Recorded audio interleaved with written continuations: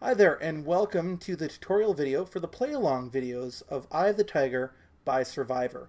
Now, before we go any further, take a look in the description below, and there are timestamps that will take you to parts of the video that pertain to what you're looking for.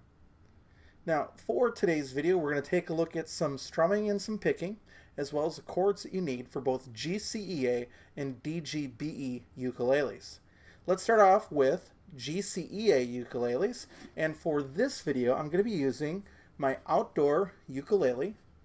It's a tenor scale, and this one is called the Moonshine version. I think they have a different name for this now. This was one of the earlier versions of it, but they haven't changed at all.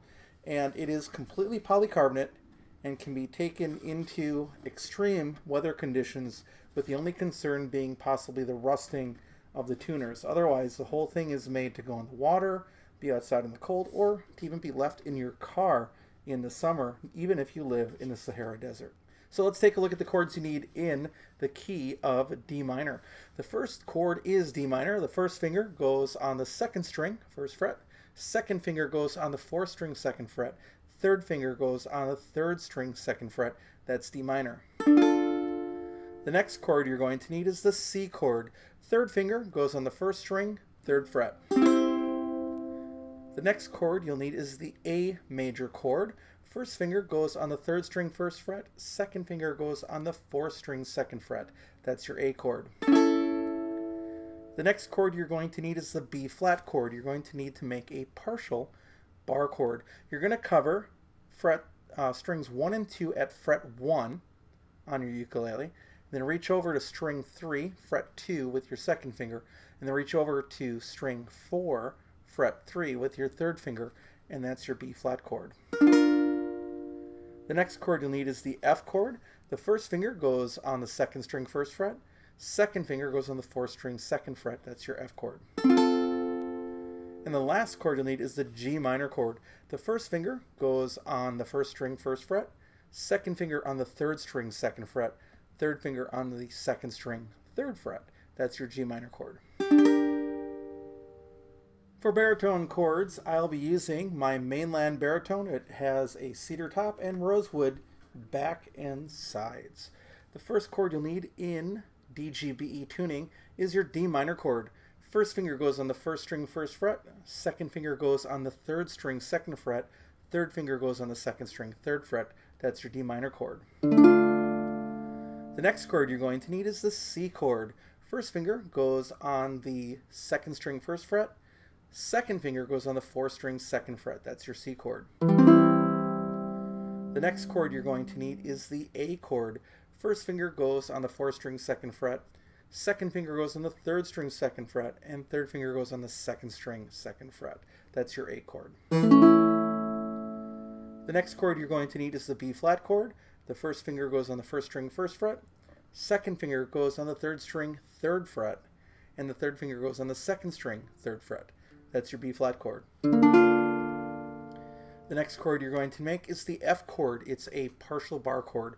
You're going to put your finger across strings 1 and 2 at the first fret.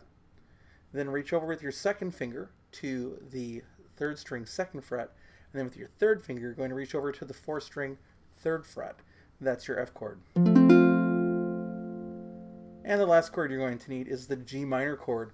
What you're going to do is bar, put your finger across strings 1, 2, and 3 at the third fret. You're going to leave the fourth string open, and that's your G minor chord.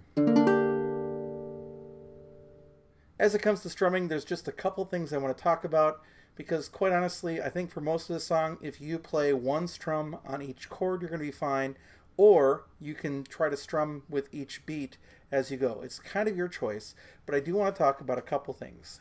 The first thing I want to talk about is that the beginning of the song starts with a repeated D and 16th notes. So what you're going to do is, for example, this is GCEA ukulele.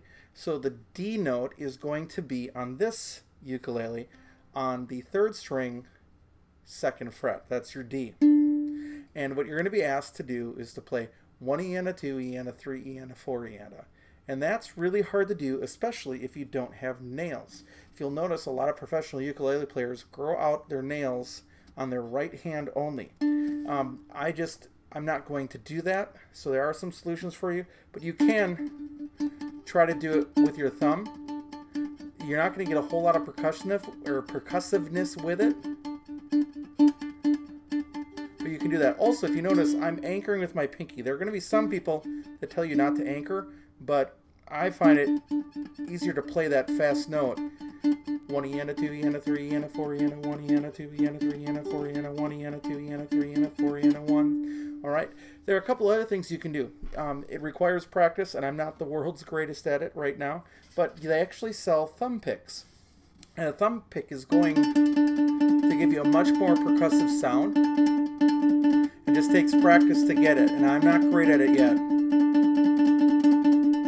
And that won't hurt your ukulele. And then the neat thing about a thumb pick is that as long as you don't use your thumb too much for strumming, you're not going to change the levels, and then you can strum normally and then also pick when you need to. So again, what you're doing is you just put on that thumb pick, the rounded part goes towards you and you put it on your thumb, and the flat part goes towards the pad of your thumb, and then you kind of just pinch and you can get that clear note as it goes. The other thing I want to show you is that you can actually use also a regular pick or a felt pick. And generally in ukulele, we try to stay towards felt picks or leather picks if you're going to use them rather than a plastic pick. But you can also do that holding a pick, again, pinching it between your fingers and holding it comfortably. You're also still going to need to anchor, and you can do something like this. And the leather pick definitely more approximates what the human thumb would sound like. But then you've got to figure out when you're playing along, when you finally get to the chords of going,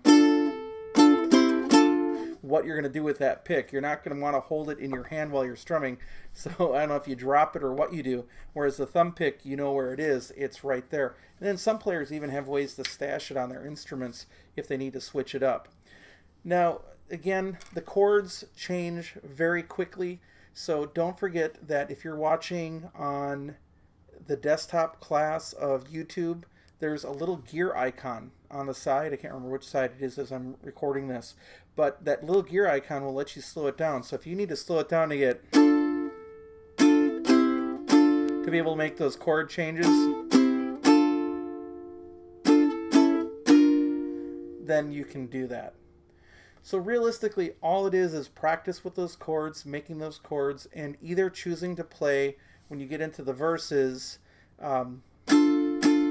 with every beat, or you can just play, if you listen to the accompaniment, what's actually going on there.